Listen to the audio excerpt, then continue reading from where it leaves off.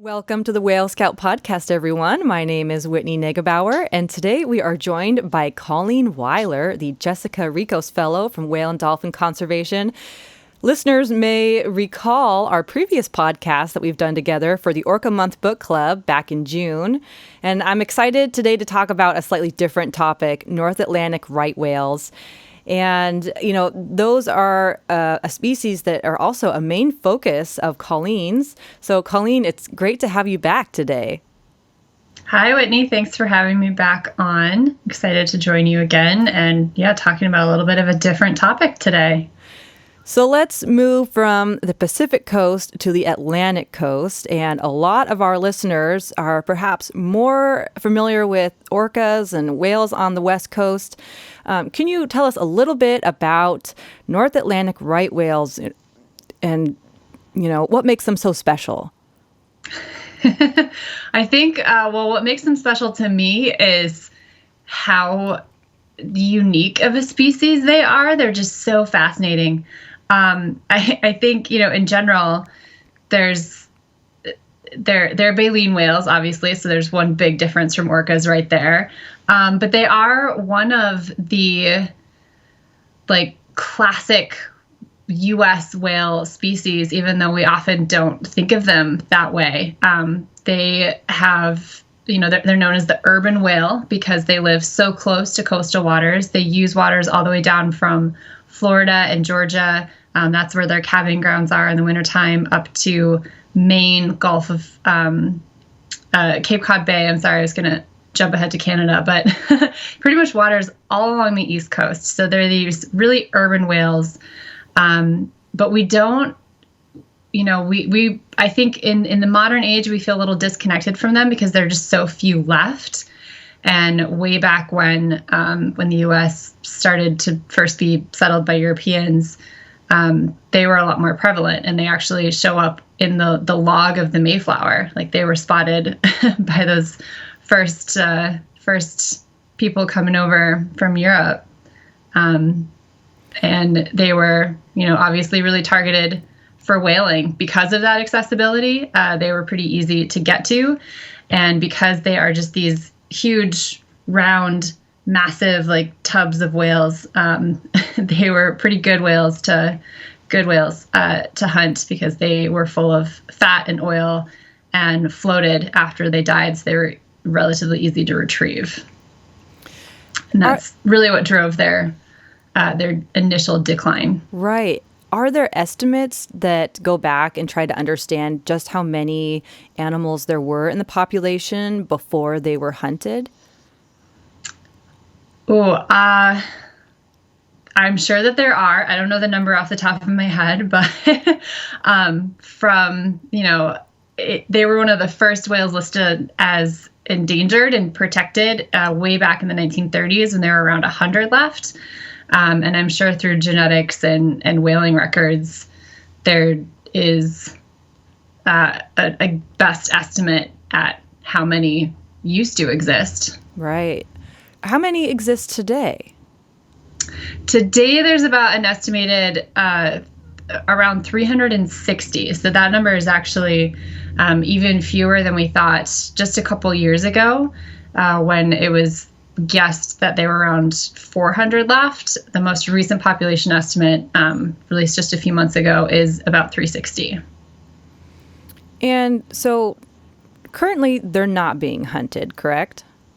Right. They are protected from whaling. So what sort of threats are they currently facing that is really challenging this population?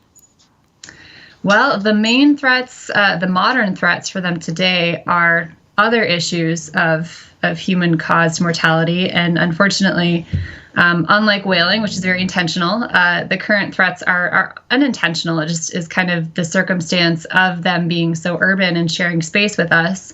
And it's really driven by accidental entanglements in fishing gear and accidental vessel strikes. They overlap with a lot of really heavily concentrated fishing and shipping lanes, and that puts them at risk of getting hit by boats and getting wrapped up in fishing gear. For the North Atlantic right whales, are there similarities between the southern residents that we might be more familiar with and this population? You know, for example, are they photo identified? Are they social animals? It seems like you've explained that they take on more of a seasonal migration, which is sort of different than southern resident killer whales, although we do see some seasonality to their travel. Yeah, they, like the classic baleen whale, they go between warm and cold waters. It's funny that you mention those kind of two specific comparisons, the photo ID and the social nature, because I just started working on being really dedicated to also working on right whale issues a few years ago. And one of the first things that struck me was just how many parallels there were between the southern resident orca situation and North Atlantic right whales. And when I mentioned that to some of the right whale folks, they looked at me like I had two heads, because they're like, they're completely different species.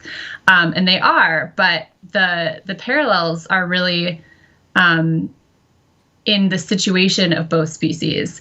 But going back to the 2 points you mentioned, we can get into that in a little bit. Yes, they are photo ID'd. So right whales are identified by the callosity pattern on their heads. So each right whale has this different formation and layout of these white patches on their faces that allows researchers to track who's who. And they're not social in the way that orcas are social, where, they stay in these tightly knit family groups. But they are kind of party animals. They like to get together in big groups called SAGs, or surface active groups, and do a lot of socialization, especially in, on breeding grounds, and then in feeding areas too, a little further up the coast. Wow. What are those white patches? Like, what are they made of, and what is it? Oh, we can edit this, right? I have to look this up. Well, don't kill yourself here, but like, is it skin, or is it animals, or are there barnacles that are growing on these guys? Yeah, it's both. I mean, it is a calcified skin patch.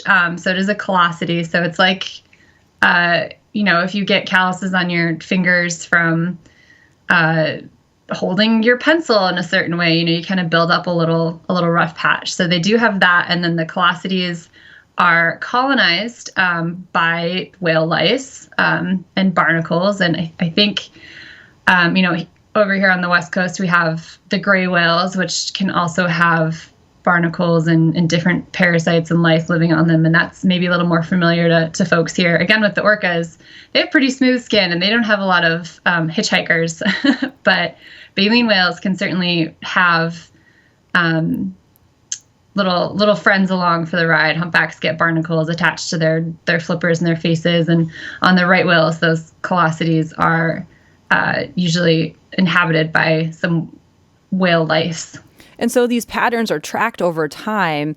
Do they change much, or are they largely permanent? They stay pretty consistent. They change, again, similar to orcas, and the saddle patch kind of changes from when they're juveniles to becoming adults. That can happen in right whales with the callosities as well. But once they are adults, it does stay pretty consistent over their lifetime, so they can track them. There might be some changes, or especially with whale lice, moving around, or if they get an injury, it can certainly change how it appears. But for the most part, stays the same. Sure. And are the calves born with them as well, or do they sort of develop over time? We think of a lot of the orca calves are born with almost really transparent saddle patch, and then it kind of like comes in and becomes whiter and more of a contrast on the black patterning. They, again, like, it's very light pattern on the juveniles, so it's not as evident as it is in the adults, but it is something that, like the orcas, kind of comes in over time. Very cool. And are there other comparisons that with southern resident killer whales that you want to talk about? And then, a lot of this is also conservationists with the people, the communities that are trying to save them as well. Are there parallels there as well? Yeah, going back to kind of what I touched on earlier, and the parallels that jumped out to me was a lot of that conservation stuff, and the fact that, these two populations are very urban and overlap with a lot of human activity, that both populations are relatively well studied compared to other whale populations that we don't know a whole lot about. We have decades of sighting history and information going back on both of these groups of whales. And we have a pretty clear understanding of what the issues facing them are. We know for southern residents, it's food, it's contaminants, it's noise. We know for right whales, it's entanglements, it's vessel strikes. So there's a pretty clear idea, like, okay, we know what's going on.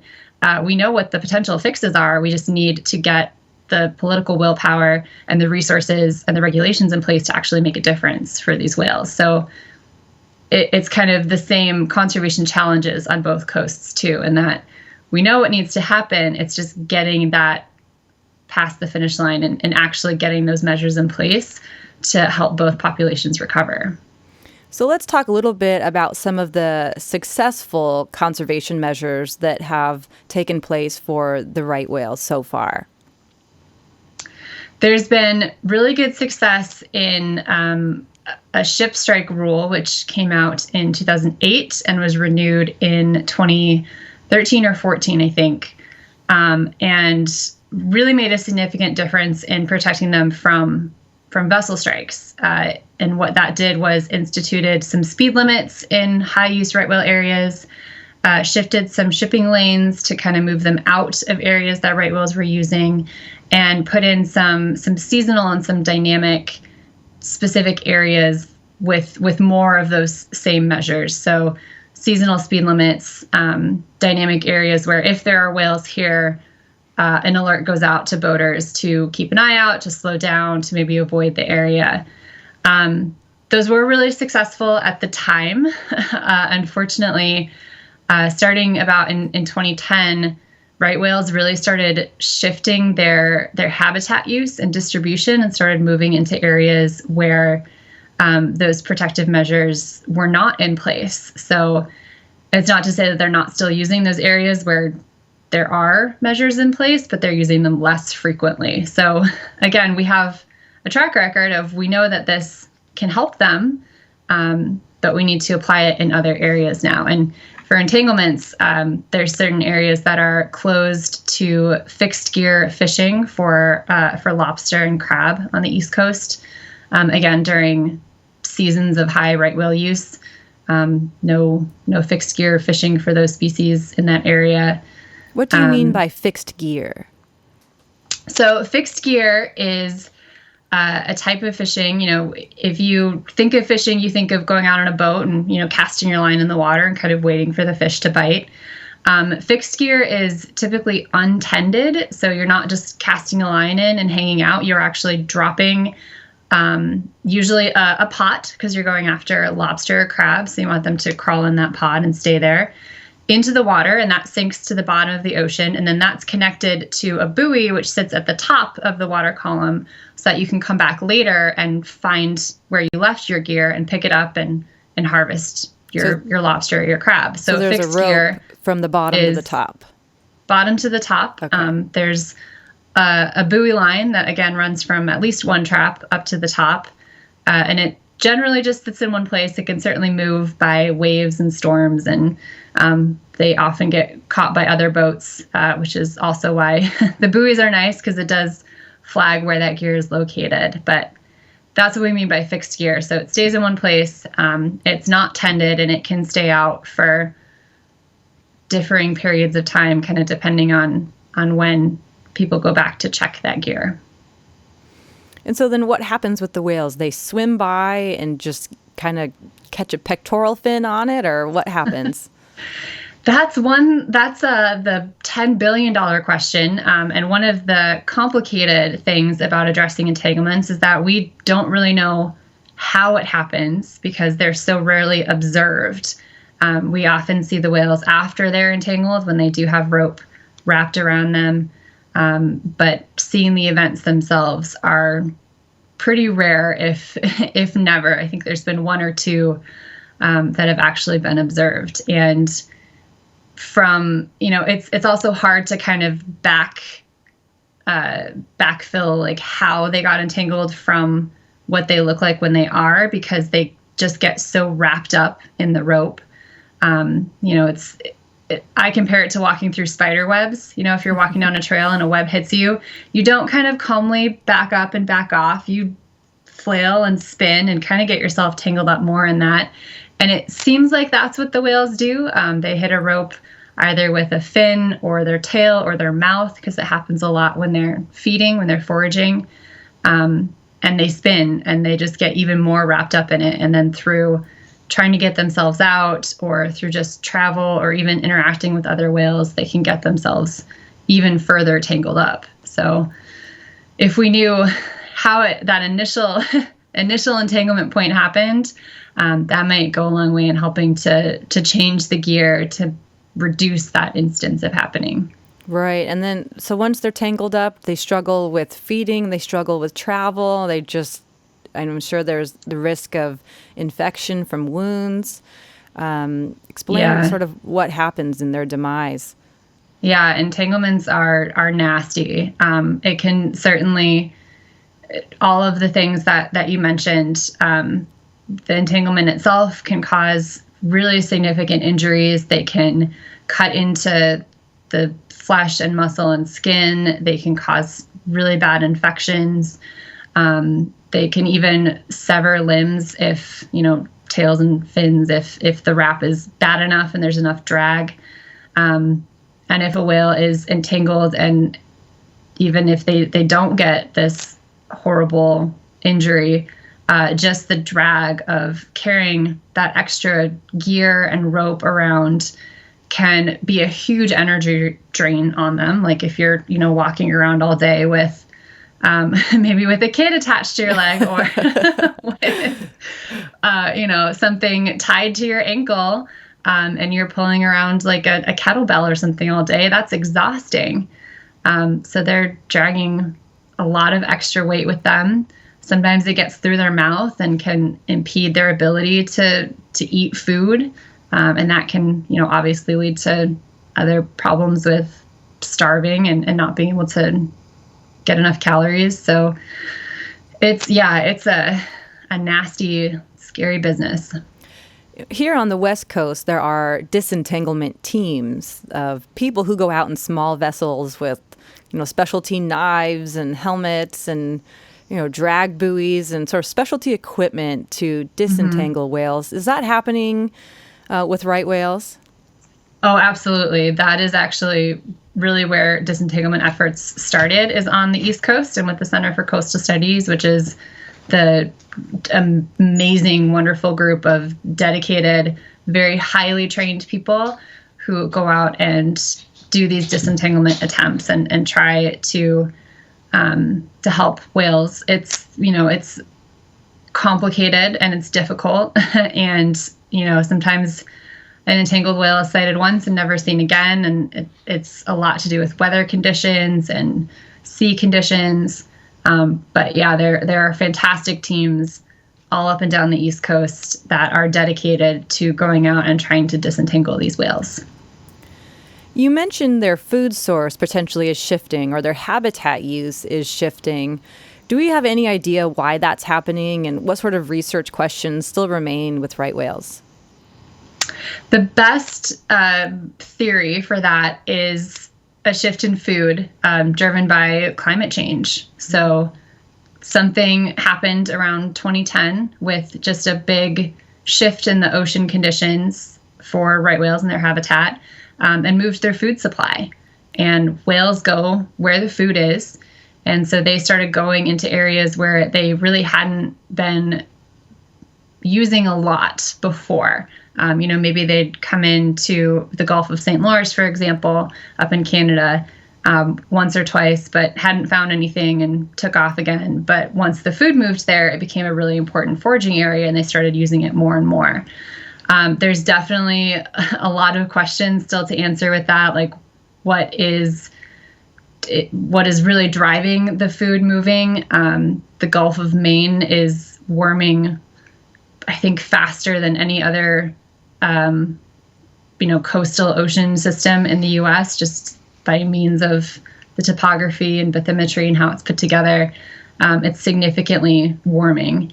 And that, again, is causing their food to move, and the whales go where their food is. And what exactly are they eating?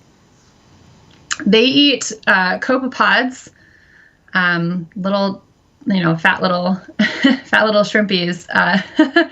Not the same thing as the krill that our humpbacks eat here, or the amphipods that our gray whales eat, but same type of little tiny critters. So big whales eating really small things. I see. And they're using their baleen plates to sort of filter that out of the water column.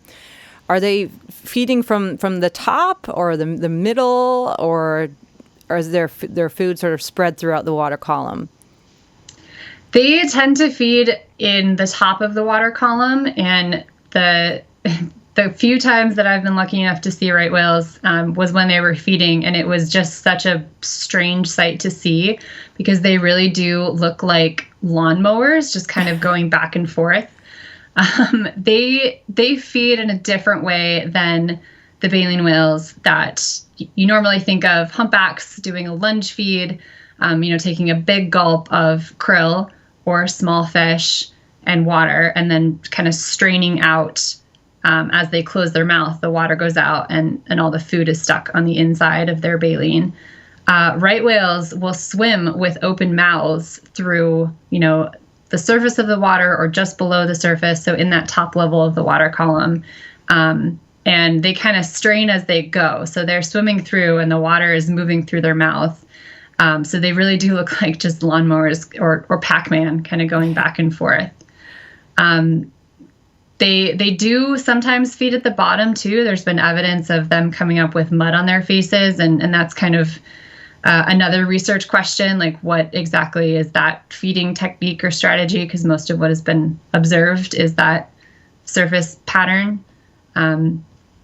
But same food, they're going after copepods. I see.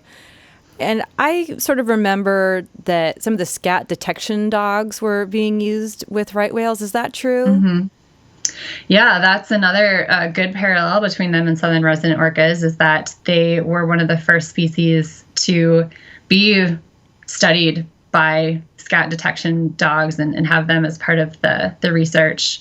And they'll sniff out the poop and collect it and look at diet and stress levels and hormone levels and all of that really interesting stuff you can get from feces. A lot of your work at Whale and Dolphin Conservation deals with, policy that's related to conservation. What sort of things are you working on right now with right whales, and how can people help? So going back to those two key threats that I mentioned, the vessel strikes and the entanglements, there are actually two open comment periods right now by National Marine Fisheries Service and National Oceanic and Atmospheric Administration, NMFS and NOAA, respectively, on those two issues. So right whales have what's known as a take reduction team, which is something, again, the parallels to me it's very similar to the task force that was put together for southern resident orcas a couple years ago in Washington. But the TRT is a federally mandated group and has been in existence for right whales for 20 years. So this thing is kind of a dedicated group of different stakeholders and includes conservation groups, scientists, state agency managers, and members of the fishing industry to come together and talk about these threats and figure out recovery measures and regulations and how to reduce entanglements specifically. So the TRT met a few years ago and outlined some potential actions to take to address entanglements, especially given that habitat shift and right whales moving into areas where previous regulations didn't apply. So there's a new rule out right now from National Marine Fisheries Service that takes those recommendations from the TRT and has some suggested specific regulations to reduce entanglements. There's a lot about the rule that is not perfect. NMFS used that 2018 population estimate of 400 whales, and we know now that there are even fewer left. So, there's some changes that we feel needs to happen with this proposed rule.